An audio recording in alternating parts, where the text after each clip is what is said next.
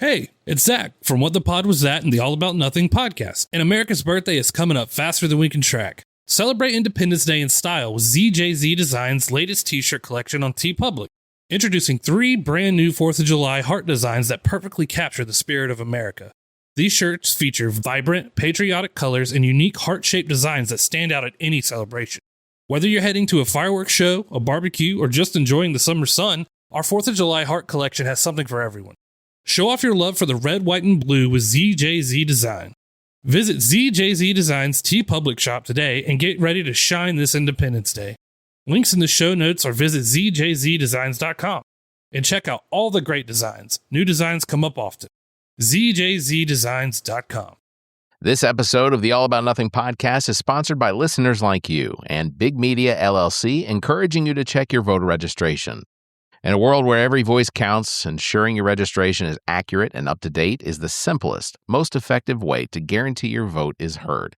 Don't leave your participation to chance. Take a moment today and verify your status and stay ready for the next election by visiting theallaboutnothing.com/voter. The All About Nothing podcast may have language and content that isn't appropriate for some. Listener discretion is advised.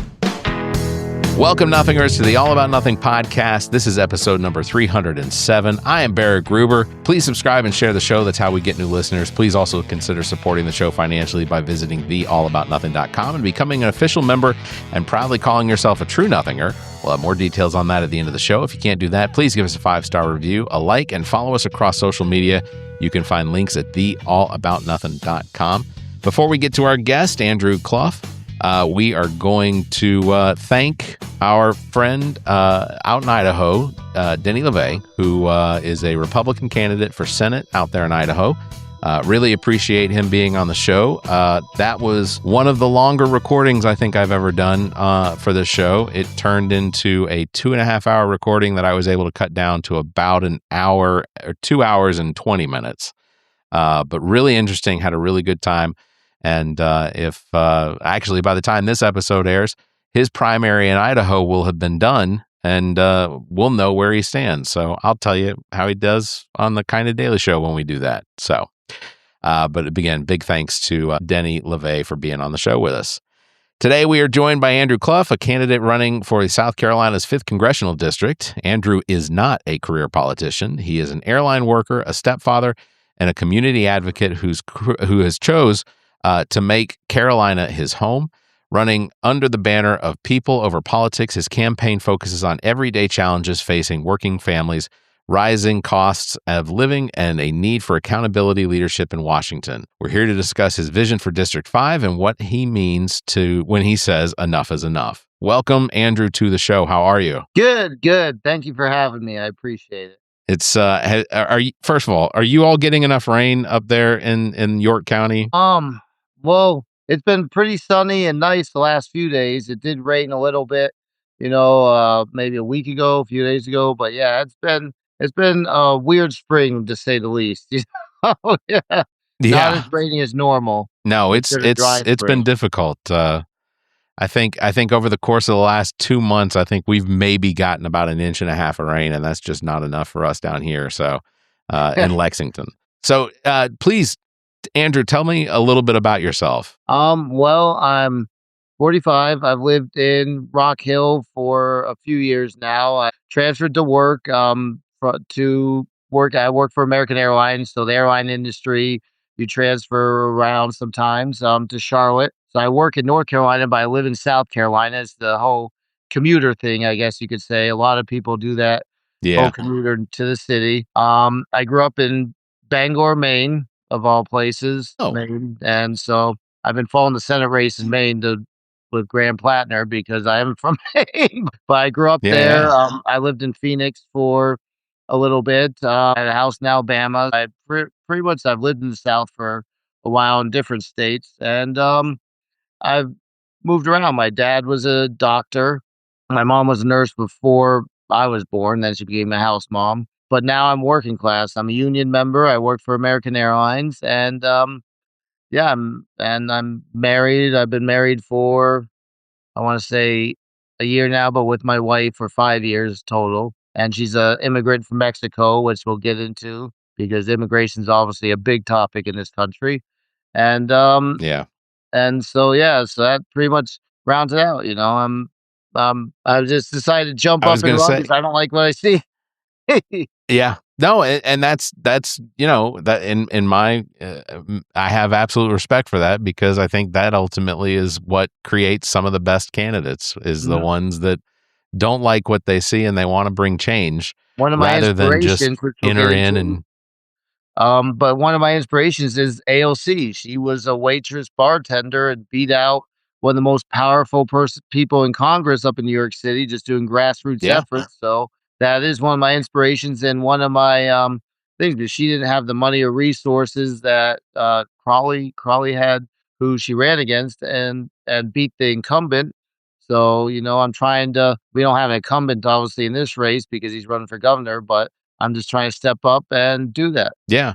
Being from Bangor, Maine, I can tell you I have been to Bangor, Maine, and I have stalked outside of Stephen King's driveway, where he's got the when I was there, he had the creepy spider web sort of looking Oh gate yeah. outside of it. I'm And not sure if he still does. and the funny thing about that is the first year we lived there, when my dad moved there to start his practice in Bangor, we lived across from Stephen King. We rented a house across from. Oh wow, That Halloween, my mom sat on the porch with him passing out candy. This was in the late '80s, so the height of that's his career. cool.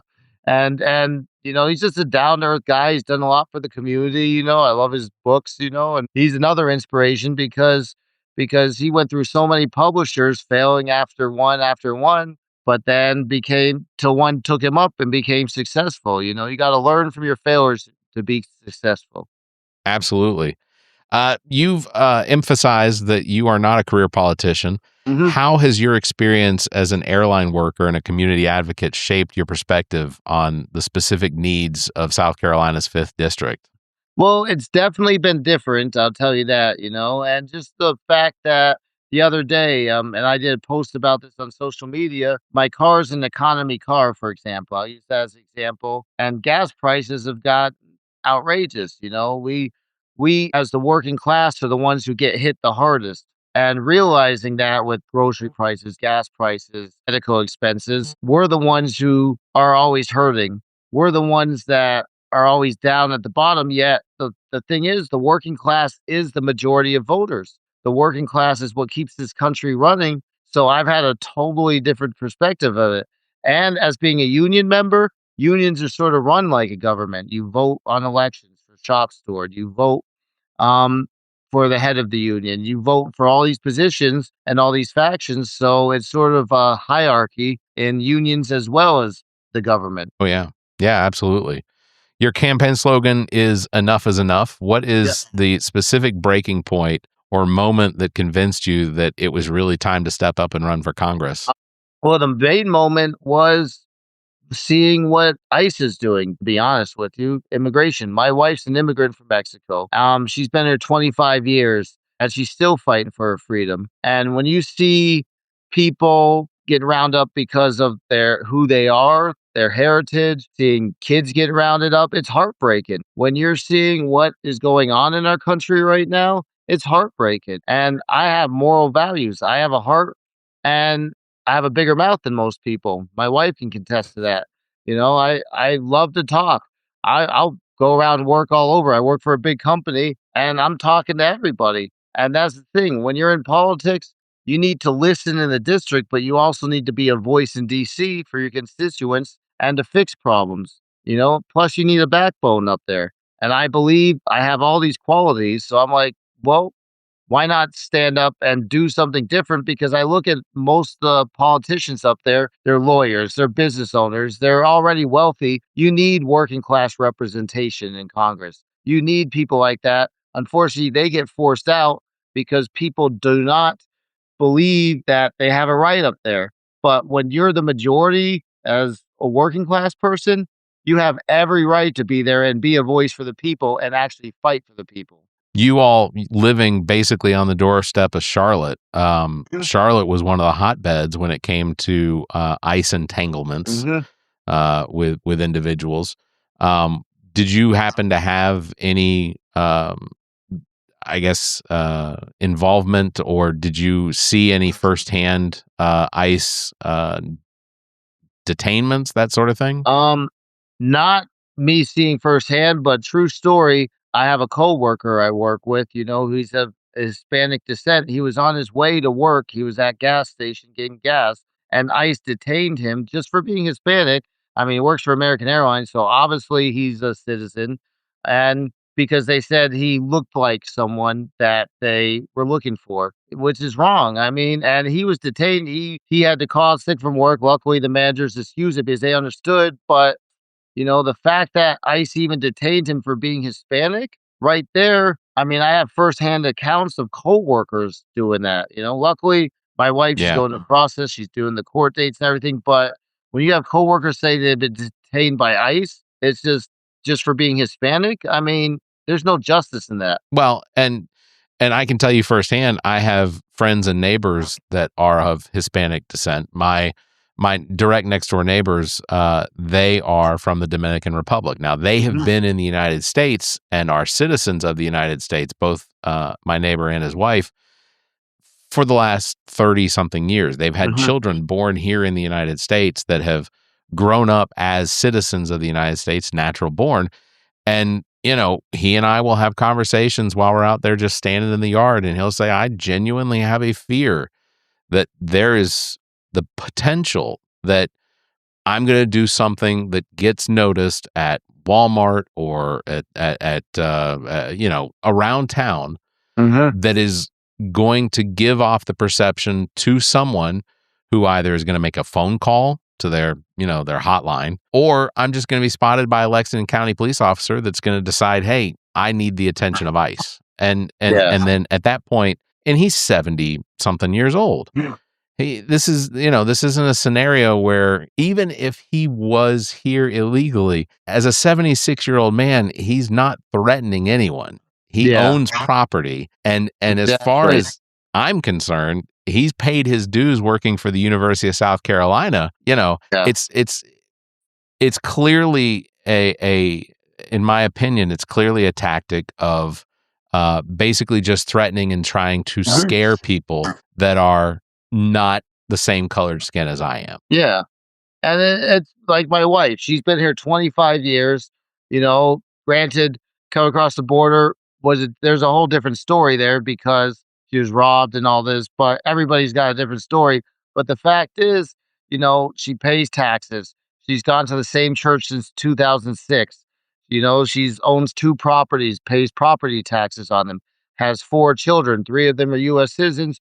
1 is in the U.S. Army based out of Fort Jackson. So I know a little bit about the immigration system. And if you want to fix the system, because yes, you need secure borders, you need to keep the criminals out, but you also need a fair system so hard workers can come here, because the majority of people coming over here want a better life for themselves. They Right. have they come over, they want to make more. They want to help our industry, and it does help our economy, to be honest with you. So to fix the problem, you need more immigration judges, not people in mass, because you need to come up with solutions. You need to fix the backlogs, come up with better systems.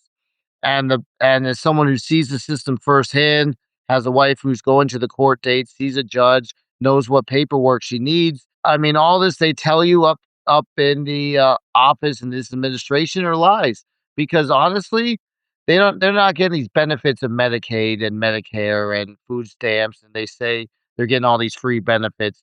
It's a total lie, because I live the system and I see it, and I'm tired of hearing about this, how they're all criminals and rapists and murderers. That's not true.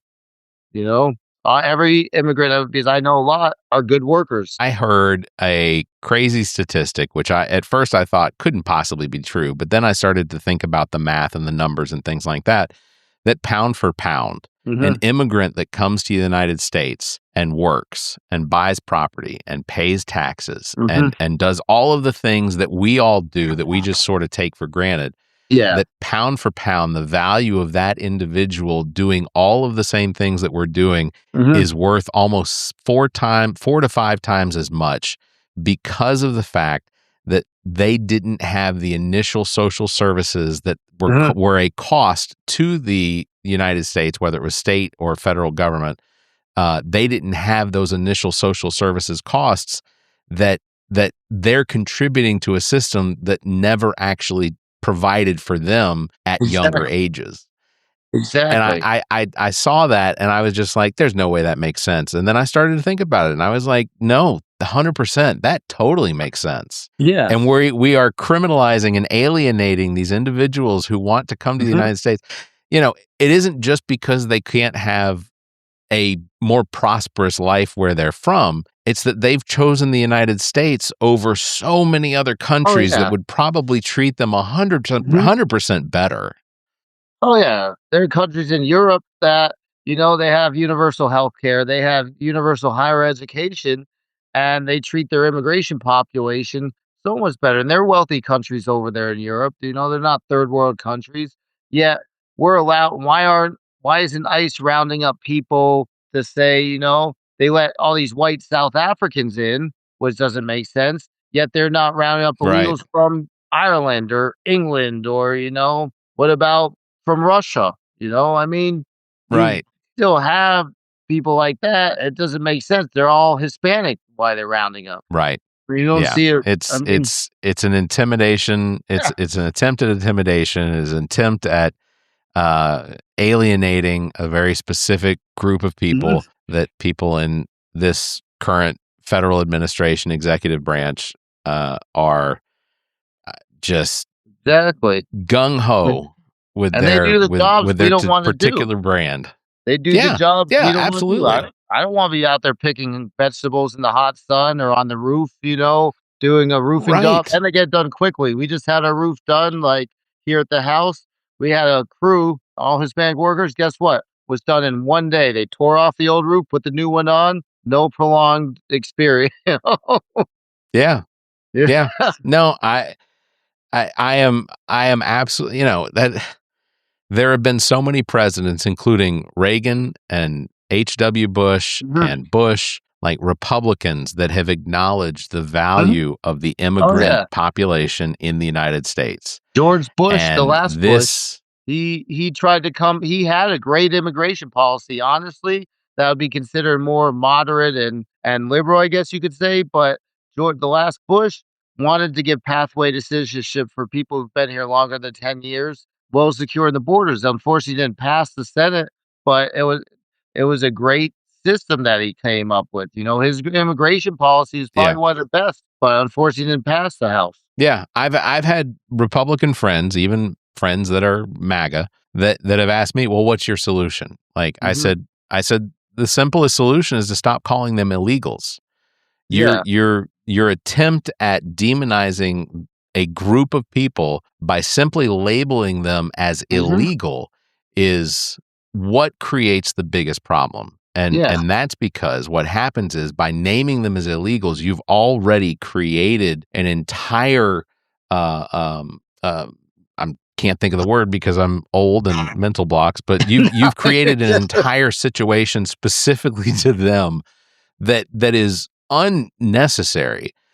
And then secondly, once you stop calling them illegals, and then you have a court system that is more robust and can handle the number of immigrants that we have coming into the country, and figuring out a path to citizenship or figuring out a path to eliminate the name illegals is absolutely necessary. Other countries around the world that don't have our gross domestic product have figured out how to do it. They take in refugees from places like Syria and Africa, and they know they have figured out how to accommodate for people in their systems. Do they still have people that are out there saying that, they don't want them here and they should go home? Yeah, 100%. Those people still exist in everywhere we live. A couple years ago, but their governments are supportive of their immigration. And a couple years ago, I was in the Netherlands on one of those canal tours, and my tour guy was a refugee from one of these countries living in the Netherlands, but he told us his story, and you're right. They're better suited for that, or they figured out the system for that, I guess. Yeah. The value of immigration in the United States, only benefits the United States. So, it's, we could learn to stand something from our European partners overseas. Oh yeah. Okay. Same with Back to what. Yeah. We could talk about that. Yeah. So one of your top priorities is cutting costs for working families with inflation and the cost of living being top of mind for a lot of voters, especially right now with gas prices over $4 a gallon.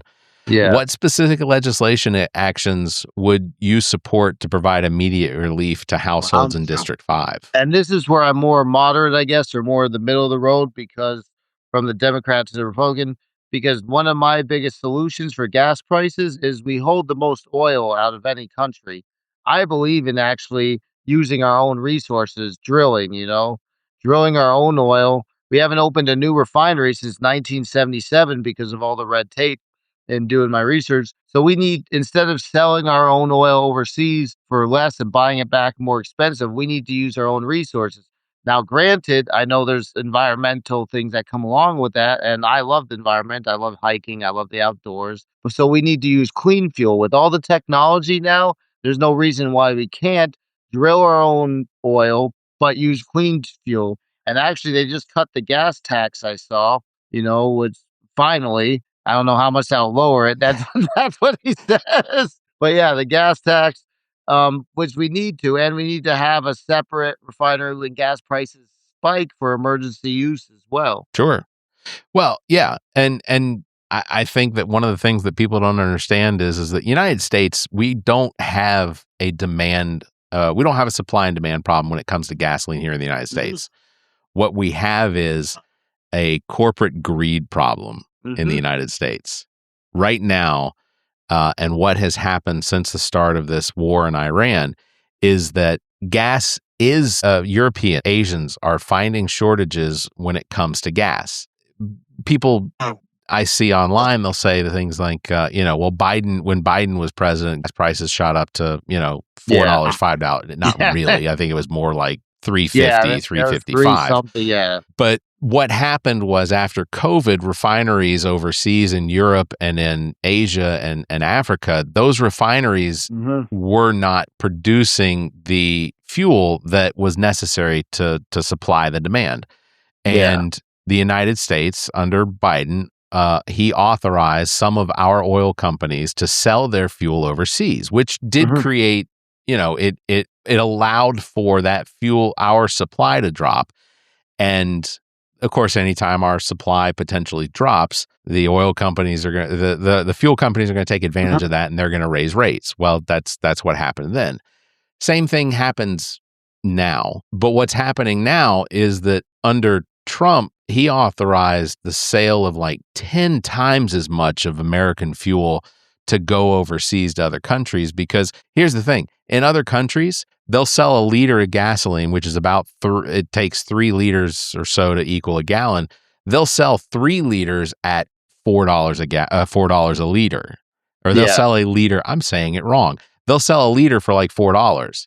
So what they're really paying is like $12 and change for a gallon of gasoline, where here in the United States, we're paying close to $4. So there is a money-making opportunity through what our corporate oil companies have created, which is just an insurmountable amount of greed. And they're selling far more fuel overseas than they had sold during 2023 or 2022. So ultimately, once again, and the thing that gripes my ass is the fact that Shell and Texaco and BP, they're all going to come out at the end of the quarter and say, look at these profits we made, $9 billion over the course of 3 months. And we're going to sit here and a lot of people are going to look at that and they're just going to go, oh, good for them. Or they're going to be angry about it. And they're going to ask why. Why did this happen? Why did we allow for this to happen? But, neither here nor there. Okay. Yeah. You're right. That's another one of my soapbox. And that goes into my next thing when it comes to inflation, grocery prices. The meat industry is 85% of the distributors in the meat industry are owned by 4 companies in my research. And so those 4 companies can jack up prices. So farmers who sell the meat through the distributor to the grocery store are making less and the consumer pays more. We need to have more competitive distributors, or let farmers go more direct to grocery stores and break up the middleman more, because grocery prices, I mean, the distributors is where they get jacked up, whether you're buying whatever, like your hamburger meat or your steaks, I mean, those are usually the biggest things that jump in price. But we need to break up the middleman more or have more competition because I get it. And you got to also look at the other side. They create jobs. So I get that part, the big companies, but you have to maybe have more competition and then you still have equal or more jobs as well. I mean, and there are bills in my research I saw. They did bills for the USDA and everything that did say there should be more competition, but I don't know if they always follow through when you have 85% of the meat industry owned by, I can't think of all the names off the top of my head. I know Tyson's one. I think JRB or something. There's one company actually who's Brazilian when I was looking. But yeah, Yeah. that own 85% of.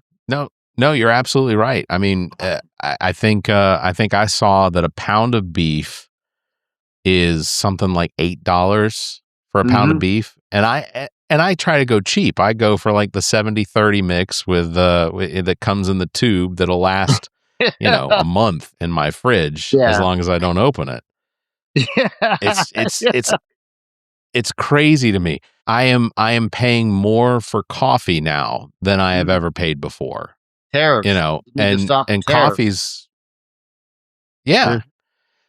coffee is one of those things that I can't live without. I mean, I don't think I'm addicted to caffeine, but I certainly recognize the need. Well, that's the thing about coffee too, is you have to get it from other countries. So that's where the tariffs hurt you, is products like coffee. The only places that in the US that can grow coffee, Hawaii and Puerto Rico are the only places that have the temperature for coffee beans. The rest don't. So we have to get it from other countries, unless it's from Puerto Rico or Hawaii. But yeah, I mean, you're absolutely right. You've made a point to include mental health and veterans care in your healthcare platform.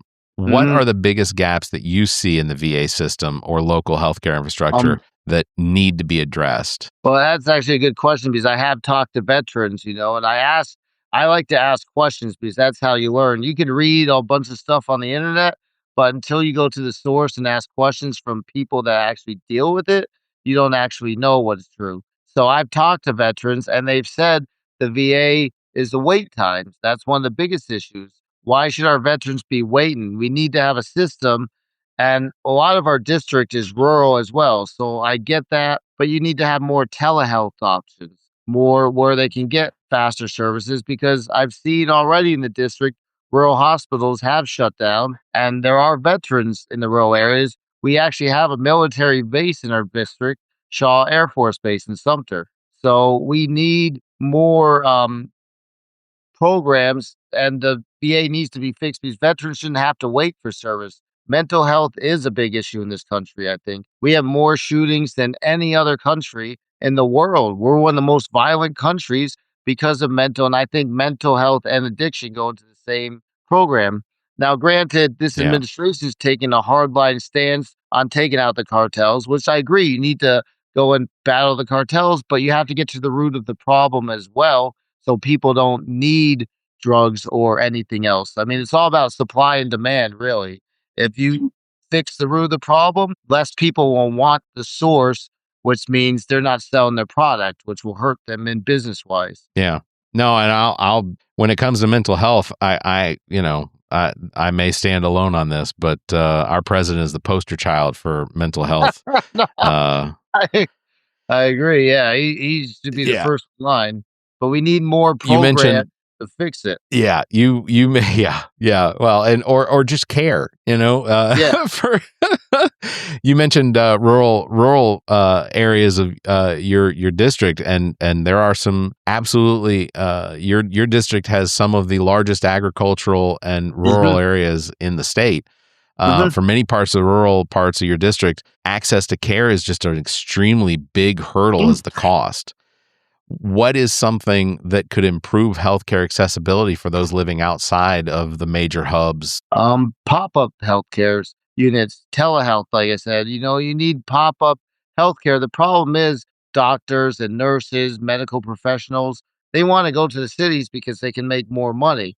So we need to fund more the rural, because one of my biggest strategies during this campaign is door knocking. And one of my biggest, I mean, it's easy to go and knock doors in the suburbs and housing complexes. I do a lot to talk to people there. But one of my biggest things is I'll drive house to house in the rural areas to talk to people. I'll stop, and they've never seen a candidate show up because of where they live. And I'll talk to them about healthcare and things. I've talked to people about where's the closest hospital. I mean, some people down in the rural areas, I got to go 30 minutes. So if there's an emergency, they got to go 30 minutes just to get to the hospital. That's a lot of time and then remember, the ambulance has to get to them first. So that's 30 minutes there and then 30 minutes back to the hospital. That's an hour round trip. Yeah. So, I mean, if you That's have an life. emergency, That's you can't life or wait. death. Yeah, exactly. An hour is, when it comes to life or death or emergency situation, is not that much, you don't have that much time really to get there. So you need these access, pop-up things to help with emergencies, and you need more access to attract medical professionals, I guess you could say. My dad was a doctor. When he first started, he was a cardiovascular surgeon. So before he started when we moved to Bangor, Maine, they didn't have a heart program. People had to go to Portland, Maine or Boston. So, and you've seen Maine, you got all this rural area. Maine's a big rural state as well. So I grew up rural, and all that northern part is nothingness, woods, and stuff. But all those people that live up there, if you go to Portland or Boston, you'd have to get a helicopter or medical chopper, and that costs a lot of money as well. So my dad, he moved to Bangor, Maine. He started the heart program there in the late 80s and started his own practice. They didn't have that. So people could actually go and get the care they needed there. So that's a big accomplishment that he did, to set up that program. He got job offers in California and Denver and different big cities and stuff, but he decided to start his own practice in Bangor, Maine, where they didn't have that, before. Yeah, that's one of the things that I spoke with Denny LeVay, who was my guest on the previous episode, was he talked about in Idaho, where there are places in Idaho, because to travel across the state of Idaho may take you 8 hours, which Idaho, in my opinion, isn't a huge state, but for some reason, the idea of traveling 8 hours to get from one corner to the other is just unbearable. Oh, yeah. But he talked about how difficult it was to really serve the rural parts of Idaho when it comes to emergency healthcare. And that's a state that is extremely sparse. I mean, I think they're approaching a million or 2 million. I'm not sure. You know what? I don't want to get into the numbers as far as population, because I messed up South Carolina. Wyoming. He asked me what yeah, I was gonna say he asked me what the population of South Carolina was, and I said almost firmly, I don't know, 2 million, something like that. I was wrong. There's 2 million in Columbia. That's well, yeah. There's 7 congressional districts. Yeah, 750,000 persons. Oh, yeah. Yeah, but South Carolina has a lot of rural area that isn't really, you can't negotiate it by a major interstate. You have to go off onto regular highways and surface streets and things like that. And we have a problem when it comes to serving emergency services for people here in the South Carolina. And that plays out across the country. I mean, healthcare or adequate healthcare is just not available like it is in other parts of the world. You and I were talking about off air that my desire to live on a fjord in Fenway, if I needed emergency services, they have helicopters available that would potentially come directly to me to serve. In the UK, they have people on jetpacks to provide first aid if necessary. Like someone on a jetpack could land outside of your house to provide emergency services till like an ambulance showed up. And it sounds futuristic and like it doesn't exist, but it does. We are so far behind here in the United States when it comes to actually being able to provide that level of necessary healthcare. We're the richest country in the world, yet we can't come up with a fair healthcare plan. I mean, me personally, I'm for universal healthcare, but the problem with trying to pass universal healthcare or bills for that is you do have the rich insurance companies and rich pharmaceutical companies that hold all the cards. I feel like in this campaign, I'm David going up against Goliath. I'm a working class person, Sure.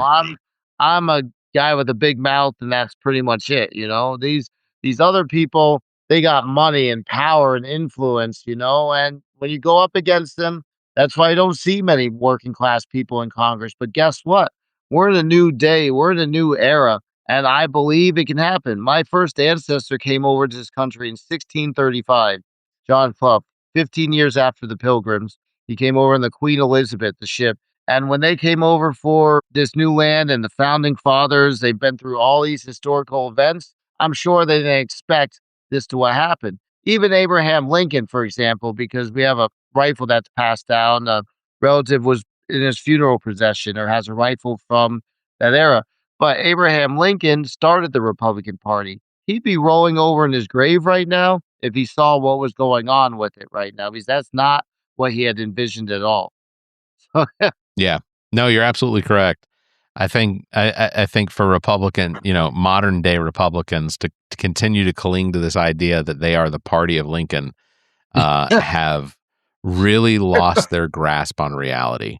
Exactly. And I'm not saying that as an insult or anything like that. What I'm acknowledging is that Democrats and Republicans used to be almost completely aligned as part of the party. That there were segregationists on one side, and then you had Democrats and Republicans. I say segregationists, slave owners and things like that that claimed their allegiance to the Democrat Party. But in that time period, there were also abolitionists that were Democrats. The Republican Party were considered the abolitionists, but it was a much more cohesive group back then. And it really wasn't until the 1940s, 50s, 60s, 70s when you really saw the Dixiecrats, Democrats, attaching themselves to segregation and inequality and things like that.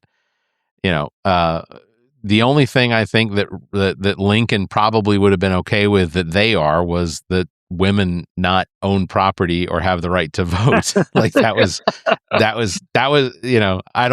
I'd have to go back and look, but I'm not entirely certain that I can find anything where Lincoln was like, yeah, women should vote. So I'd have to go back and look. I'm not saying he didn't feel that way. I'm just saying. Well, yeah, and I get that. I'm a huge historian. I love history, and history is one of those things because I didn't think about doing like a side YouTube project for history. But yeah, like you said, and in my opinion, Lincoln was the best president this country's ever had because he did end slavery. He did a lot of good for this country. But you're right. He also had his faults. He's a man, just like any man. We all have our faults, nobody's perfect. But he did, I think, because he didn't even start the Civil War. Like the funny thing is, the two worst presidents were the ones surrounding him. Buchanan before him actually entered us into the Civil War. And then Andrew Jackson was trying to take away rights from freed slaves after, him. So that didn't really, so the two presidents surrounding Lincoln were not as good, and so, yeah. Yeah.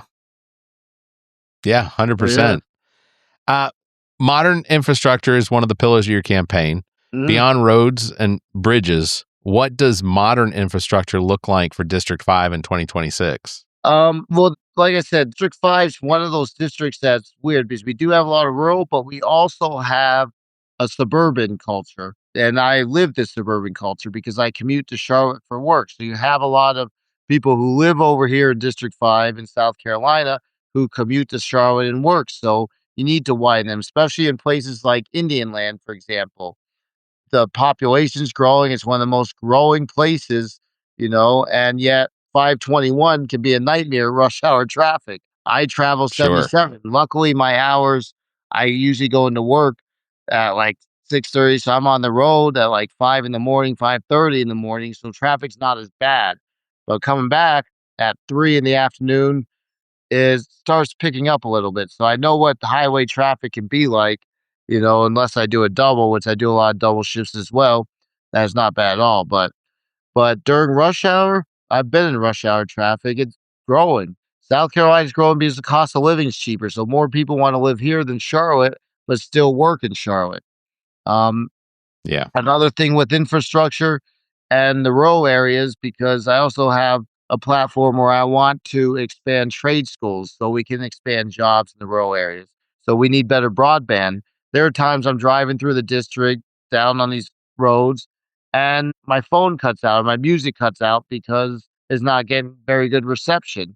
So we need better broadband. I mean, we spend taxpayer dollars to pay companies like private contractors like Elon Musk's Starlink to provide these satellite services and things, but they're not doing the job. I mean, that's one of the things too at my platform I want to cut out is private contractors. We have enough government funded for government officials. Instead of cutting federal jobs, why can't we cut the private contractors who are not associated with the government, just so they can put more money in especially well, like you mentioned Elon Musk, and we're talking about Starlink. When it comes to how much Starlink is subsidized by the United States, our taxpayers are funding this subsidization of Starlink, and a lot of the Elon Musk being the richest person in the world, the person that is probably going to hit that $1 trillion mark as far as personal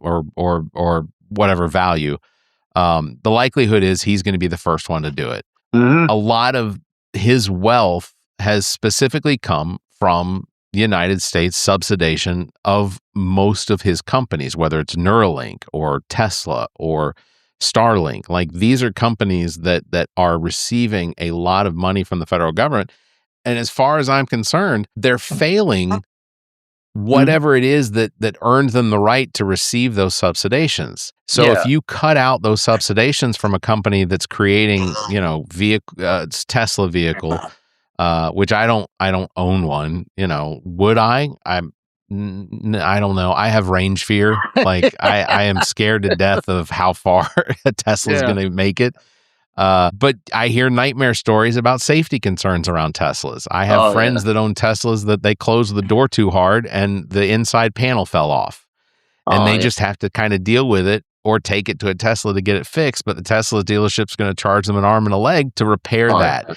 And it's, so like, I look at those things and I say, why is the federal government continuing to subsidize these companies with billions of dollars when they're not really living up to their end of the bargain? Starlink, to me, if the federal government is giving money to Starlink to continue to push out satellite, they're using our in Florida, they're using our launch pads to put more Starlink satellites into the atmosphere.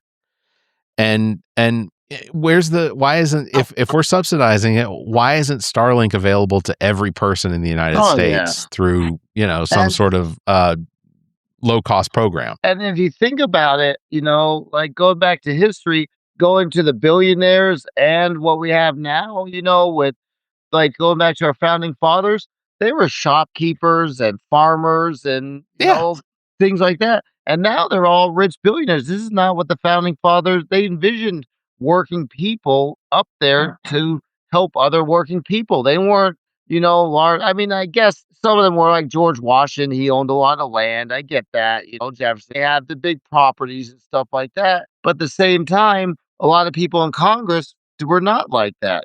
They started out as shopkeepers and, things like that, and it's really a shame what it's gotten away from, and that's why, for example, George Washington, when he started and was the first president, he put on, the president should run for more than 2 terms, it wasn't supposed to be a career thing. And they made they made it to where it's supposed to be about the people. It's supposed to be a servant of the people. It's gotten away. It's gotten to be who can get the riches, who's most agenda. One of the things I want to fight for is term limits. I want to fight for how much money spent on campaigns. I mean, Elon Musk spent $240 million to get Trump elected, another rich guy elected. How is that right for the working class people? Yet a single mother has to decide between groceries, what she can feed her baby while working 2 jobs for daycare. And, and it's not right. I mean, people, they don't have hearts anymore. I think when you reach a certain echelon of where you are in the standings, you don't have a heart anymore because you have to feel for the people struggling out there, the people trying to make it. I'm not talking about the lazy people living off the government welfare who just don't want to work. I'm talking about people that are trying to work, still working 2 jobs, but can't make ends meet. It's discouraging to me, you know? You look at Walmart. Walmart employs millions of people across the country. This is a business that I think that is one of those that, I don't really believe in the too big to fail situation, but Walmart is one of those companies that employs so many people across the country, and yet a huge piece of their employees, a huge number of their employees are on social programs because they don't make enough money working a 40-hour shift during the week to support themselves or support their family. So they have to be on Medicaid because of how little Medicaid they have to receive social services in order to support themselves because they don't make a living wage at one of the richest corporations on the planet.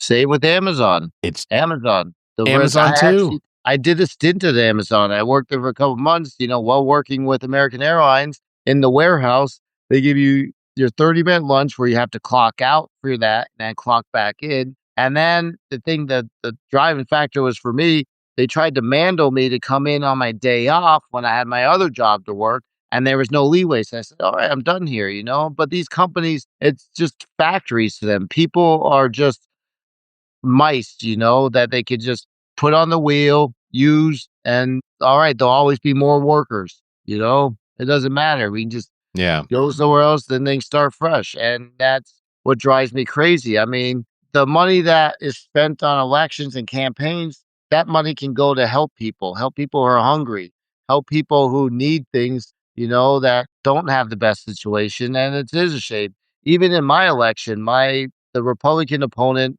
Wes Clymer, he's raised $1 million, maybe more probably at this time. Mallory, my Democratic opponent's raised over $100,000.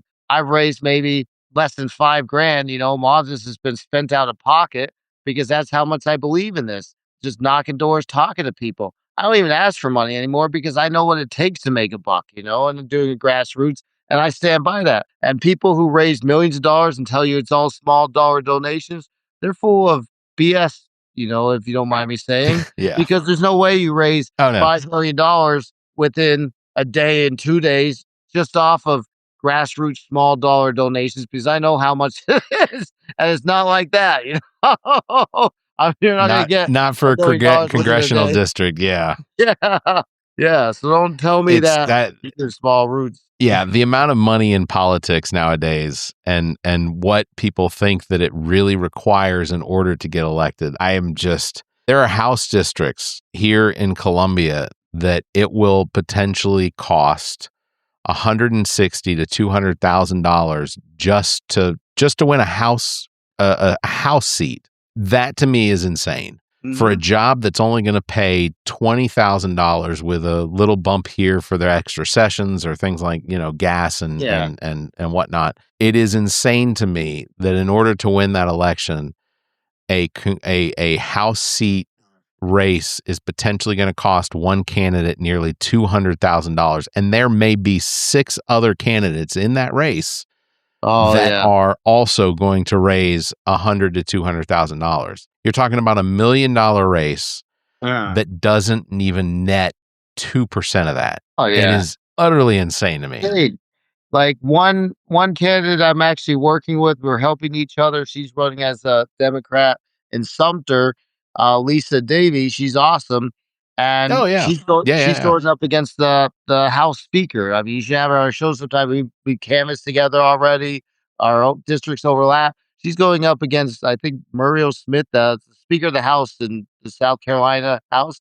And he's got over $1 million, $2 million. And then the funny thing I always find funny, you look at the people in the House. For example, Wes Clymer, who's running as a Republican in my race. He sued against the pay raise, but that's easy for someone, and I'm speaking to you, Wes Clymer, if you're watching, that's easy for someone who is a trust fund baby and comes from money and has money from his dad. You have daddy's money, and I'm not even kidding. This is all totally showboating for someone like you. get me up against the stage with Wes Clymer. I'll have him in tongue. I'm not scared of anybody like that, to back down. I tell it how it is, to be honest with you. I fight for the little person because that's what I am. Yeah, absolutely. And Right, I think that's one of the things that people, I was going to say, I think that's one of the things in this people. Oh yeah. Yeah. But that's one of the things I think that Democrat, Republican, regardless of which party you're in, I find one of the issues with how people align themselves or who it is that they vote for Mm-hmm. without acknowledging exactly who those individuals are. Yeah. I can look at somebody who makes, for instance, in the governor's race, Billy Webster. Billy Webster's a wealthy man. He has built his wealth off of the work that he's done. But you go a little bit deeper, and I'm not choosing sides yet, but you go a little deeper and you see that Billy Webster's been invested in these payday loan companies. Yeah. And these are abusive companies. I've said it on the air here before. I have fallen victim to one of those payday loan places once before in my life, like 20 years ago, where I didn't have a job that paid quite enough that I needed fast money to be able to pay for a bill. And I did it. My next paycheck I went to pay off what I had borrowed, but there were fees attached to the fact that I was paying it off early that I had agreed to by signing for. And now I'm paying more for something that was supposed to be, it's a temporary thing. We understand the situation. We're going to give you money to pay for something. You're just going to pay us back. But because I paid it off early which means they didn't get to charge me interest, they had fees that basically were the same as 5 months worth of interest. And it's insane to me that's how business is being done. It is. And that's so when I look at candidates that I think would represent me best, I go deeper and I look at, are they a lawyer? Are they a lawyer that can take, at least for House seats and Senate seats like that here in the state? I say, can they afford to take 10 weeks to 15 weeks off from their job and still have their job or still be able to do their job? Or are they, is this just can they take a break from their job? Well, I can't run for office in the state because my job, I can't take off 10 weeks. It just isn't possible. It would have to, either the state of South Carolina for House seats and Senate seats would have to change to a full year like California and New York and other places, or they'd they'd have to, that's the only way. It would have to be a full-time job. Yeah, because people can't afford to pay. Yeah. But someone like Wes Clymer, who, it doesn't matter to him. He can do it, and he still has tons of money in the bank, just because of where he comes from. So he can showboat and vote against pay raises for people that can't afford it, And that, I said, that's all just showboat and say, I'm for voice for the people. No, you're not. That is fundamentally one of the first things that I look at when I see a candidate running for a state house position, whether it's a House or Senate. And I ask myself, how is it? Can they recognize me as a constituent and have respect for me because I can't step away from my job the way they can step away from their job? Now, we've had plenty of candidates that are retired military that have earned the right, I think, to potentially be representatives, things like that. But for the most part, a lot of the people that represent us here at the state house level are they don't have a very difficult time doing it. They own their own businesses. They're lawyers. But I look at others that I know, Heather Bauer, for instance, who works a full-time job while the state house is in session. And she's raising an infant with her husband. There's a lot. I would have to still work at the airport if I was doing a house seat. At least Congress pays you a livable wage. But remember, in Congress too, you got to support your bills where you live. Plus, in DC, you got to get a place to live. So it's like two two places you're supporting almost. But again, in Congress, they're all millionaires. Our current representative, Ralph Norman, he's a real estate developer. You know what I mean? He went in worth $14 million and he doubled his net worth since being in Congress. And that is a big problem too. They all somehow miraculously double their net worth. My moral values are stronger than that. I want to help the people. I like what I do. I don't mind living a life that's simple. You know, I don't need big fancy cars and big fancy houses and all this stuff. I like my simple life here in the country, you know, because that's who I am. You know, I have a yard to play with my dog. I have simple things in life. Once in a while, you know, maybe go camping or on a little vacation, you know, but that's what Americans want. Americans want to be able to afford their bills. They want to be able to have a nice, simple life and maybe have a little money left over to take a vacation or something like that once in a while. You know, Absolutely. do something fun in life. Before we get out of here, I also have a few more questions. You've called for safe communities, strong trust, specifically mentioning the relationship between police and neighbors. What are some of the practical steps you believe can be taken at a federal level to support local law enforcement while ensuring the community accountability? All right. Well, I'm going to get a little serious here. Someone in our life who we know, important to us. Last Halloween, she was sexually assaulted at a party. And unfortunately, the detective called her and said they wouldn't get the kit back, you know, the testing kit, 6 months to a year after the assault happened, which to me, that's a big issue. Why? And that's not the detective's fault. That's not the department's fault. It's the funding's fault. That stems from the government. Why should you have to, you know, why should a victim have to wait that long? Well, the person who did this is walking around free. So we need better funding. And I understand law enforcement, you know, is a lot of local funding, but a little bit still comes from the federal government. So we need funding for labs. I mean, I guess that would be a lab issue. We need funding for body cams, you know, because we need safe communities. But a way you're going to have a safe community is when the people in that community are on the side of law enforcement and you have neighborhood watch programs and stuff like that. So it is, like I said, law enforcement. I know I'm a supporter of the police. I think they do great things, you know. I back the blue, but we need programs. And again, going back to mental health, we also need programs where if law enforcement needs the help they get, they can get it, you know, so we don't have unnecessary killings or shootings. You know? Yeah.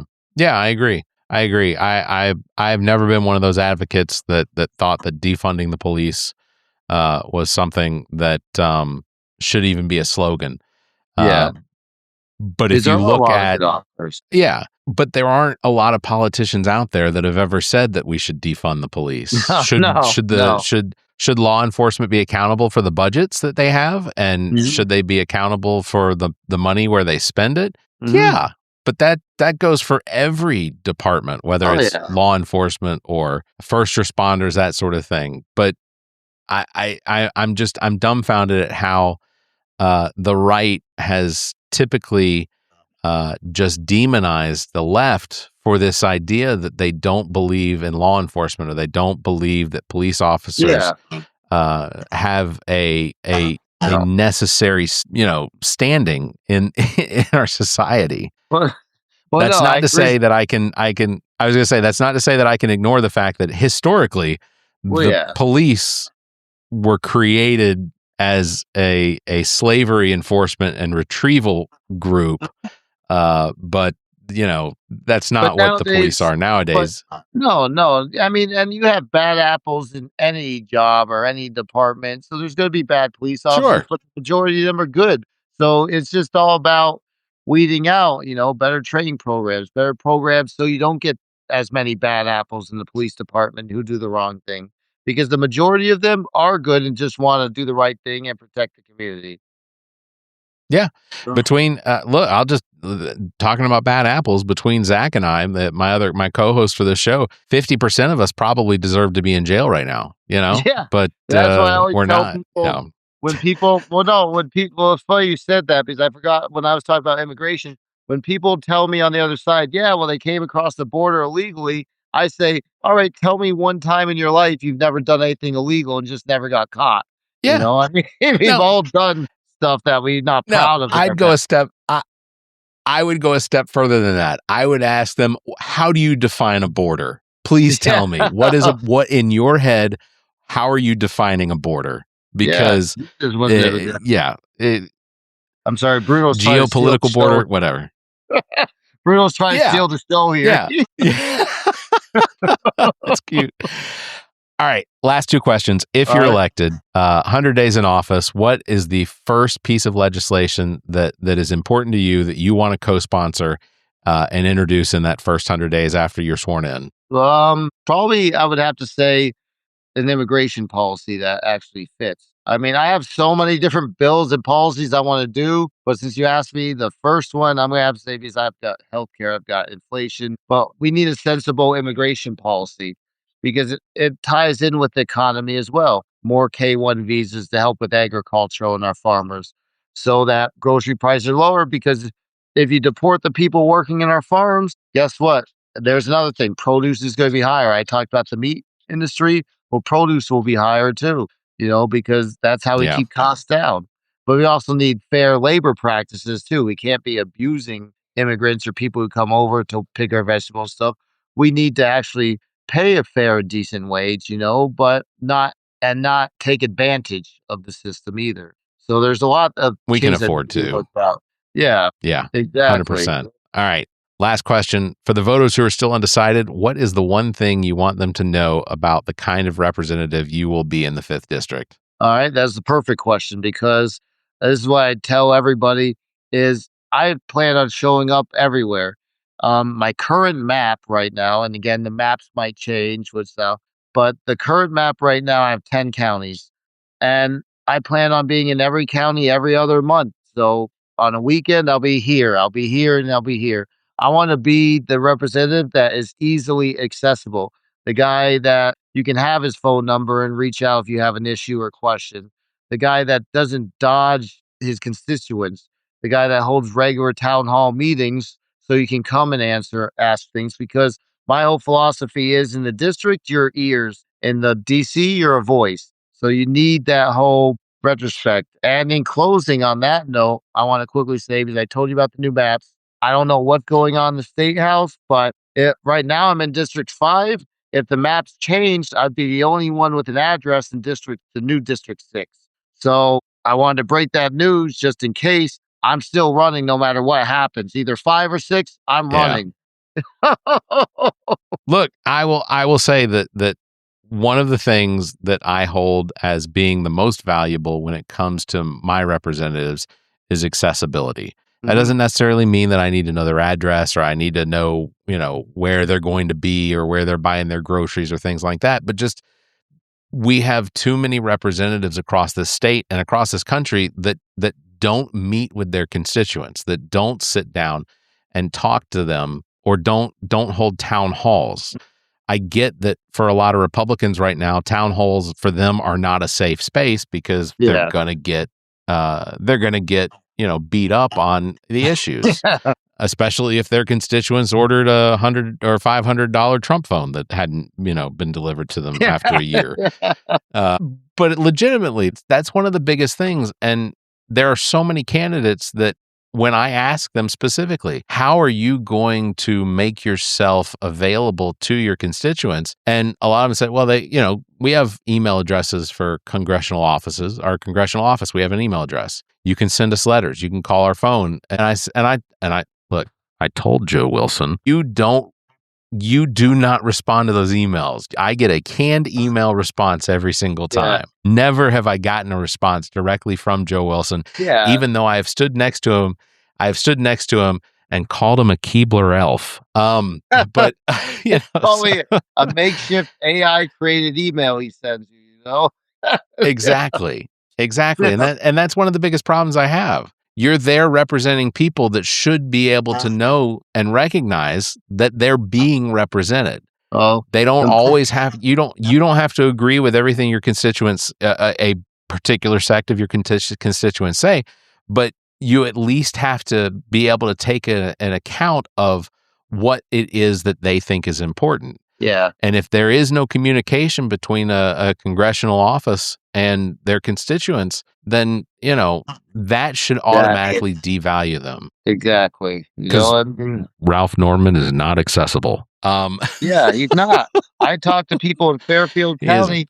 Ralph Norman's never even visited Fairfield County. They never see him. I'd believe it. I'd believe it. Well, Andrew, I want to remind everybody that the election, primary election, is coming up on June the 9th. With it's between you and Mallory Dittmer. Yeah. And I honestly, since we're being honest here and let it all out, I think she's another Ralph Norman that's on the Democratic side that won't leave York County. So that's just my 2 cents. But you can take it as, like I said, I don't sugarcoat things.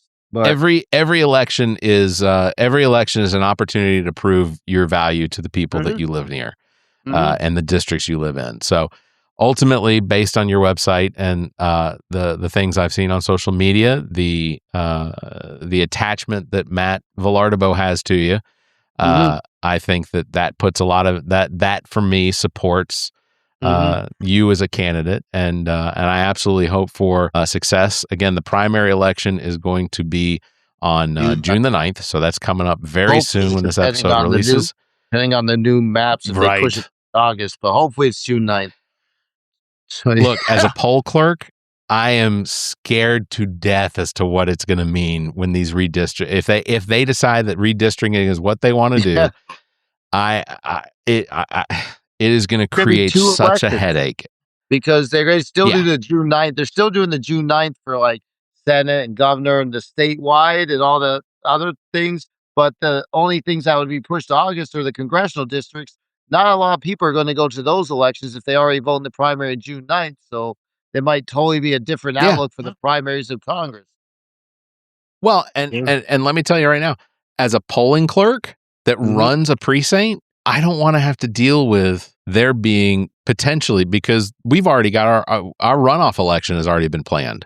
Like they know that in my district, in Lexington County, there will be runoffs because there's there's 6 candidates for Republican for governor or whatever. There's multiple. No one's going to reach 50%. So we're going to have runoffs. And I'm also dreading the fact that the Lexington County School District 1 school board decided that they needed their election on the same day as the runoff that's already planned. So literally in every one of the precincts in School District 1, there will be 2 elections going on. You will walk in and have to sign in at one election, go vote, and then sign in at another election in the same building after you've finished voting. Wait in line, sign in again, and then go vote again. Yeah, people are going to want to do that. The amount of complications. But if they do redistrict, they might shoot themselves in the foot because come midterms, people might be fed up with it, and there might be more Democratic seats in South Carolina than they anticipated. Look at the new maps. Let's hope. Just trying to split up Clyburn's district. You put Columbia, for example, in 3 different districts. That could help those districts. Oh yeah. Yeah. Oh yeah. I don't think people on the Republican side, I don't think they understand what it means to take Clyburn out of Richland County and put Richland County firmly in Joe Wilson's district. Yeah. Richland County is an extremely populated county. If everyone turns out, Joe Wilson and the Republicans Joe Wilson would be out if Clyburn went against Joe Wilson. Yeah. I mean, absolutely a fact. I think. Yeah, that would be an interesting race. Sorry, go ahead. No, I was just saying that would be an interesting race. And then I'd be the only one in the new District 6. Clyburn would be in 2. Now we're going to have 5. So, yeah, it'd be interesting. I think we'll see what happens, though. I guess they go in special election. There is a lot that I don't think they understand when it comes to data and statistics and analytics in this idea of redistricting and trying to manipulate who gets to vote for whom. It just, look, these things have backfired before, and the likelihood is that it could potentially do it again. So, exactly. Andrew, again, I want to thank you. What is the website, just to make sure that everybody knows? It's clough4sc5.com, CLOUGH 4F sc5.com. And my slogan is enough is enough, vote for Clough. That way people know how to pronounce my last name. Enough is enough, vote for Clough. I love it. That's fantastic. Well, Andrew, thank you again very much. Just make sure go visit his website. You can find links in the show notes here. Before we wrap it up, is there anything else that you want to say that you feel like we haven't yet? No, that's it. This is Bruno right here, my dog Bruno. But yeah, he's already been introduced. But that's pretty much it. I think I've covered everything from redistricting to my pillars and just hoping vote for me. We need more working class people up there. The last thing I'll ask you real quick. I'm sorry. Go ahead. Oh no, I just say I'd rather have your vote than your money, because a vote means a lot more than money, really. Yeah. Well, last thing I'll ask you is, are you the guy I need to get in touch with for some of those comp tickets on American Airlines? Oh yeah. Yeah. People do tell me that airline tickets are expensive because of the price of fuel. Again, it's hurting the airline industry. So yeah. And summer travel coming up. We got the World Cup in this country, which I love soccer because of my wife. So, it's just one of those things that, hopefully it's a good World Cup and a busy travel season, but we'll see what happens. Yeah, absolutely. All right. Well, thank you, Andrew, again for being on the show. That's going to wrap it up for this episode number 307. Links to all of our past episodes, podcast platforms, merchandise, and social media are available on our webpage, theallaboutnothing.com. And if you think our financial model of giving away free content and entertainment is silly and you're in the giving mood, why not become an official Nothinger and support the show? Members get early access to this episode as well as exclusive content. Visit members.theallaboutnothing.com, or you can find a link on our webpage. You can also give a one-time donation through the same link. If you'd like to be a part of the show, you can call and leave us a message, 803-672-0533, or you can email the show at theallaboutnothing.com, or join our Discord server, links found on our webpage. Thanks for listening, everyone. You all stay safe, be kind, and keep your hands to yourself. The All About Nothing podcast is a product of Big Media and produced and engineered by me, Barrett Gruber. Thanks to Cake for our intro music, Sick of You. You can follow everything Cake the band at cakemusic.com. Thanks to Muff the producer for our outro music. You can follow Muff on Instagram at Muff the producer. You can follow me across social media by visiting Linktree/Barrett Gruber. And you can follow Zach King on Linktree/AANZach. Want to support the show? Visit our webpage, theallaboutnothing.com, and become a member. There are several tiers available that give you early access to episodes as well as exclusive content. To find links to our social media, podcast platforms, and merchandise to support the show, as well as past episodes, visit theallaboutnothing.com. If you'd like to be a part of the show, you can email the show at theallaboutnothing.com, or you can call our number and leave a message. Dial 803-672-0533. If the time between these episodes is more than you can handle, check out our sister shows. What the Pod Was That with Carrie, Zach, and myself. Welcome to Wonderland with Ami. Politically Speaking with Erica, Kirsten, and Emily. And Black, White, and Blue in the South with Dr. Jameel Brooks and Bill Kimmler. Please subscribe and share this show. If you're on YouTube, please subscribe and punch that notification bell. Thank you for listening, and hear us next week.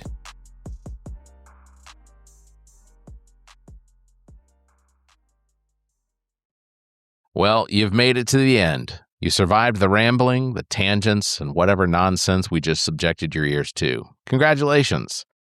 Now that your brain is sufficiently scrambled, how about doing something productive for democracy? Before you go off to forget everything you just heard, do yourself a favor and double check that your voter registration is actually legit at theallaboutnothing.com/voter. It's about the only way to make sure your vote counts, even if your taste in podcasts is questionable. The preceding podcast is solely owned by the host or hosts and is distributed by Big Media, LLC. Copyright 2026.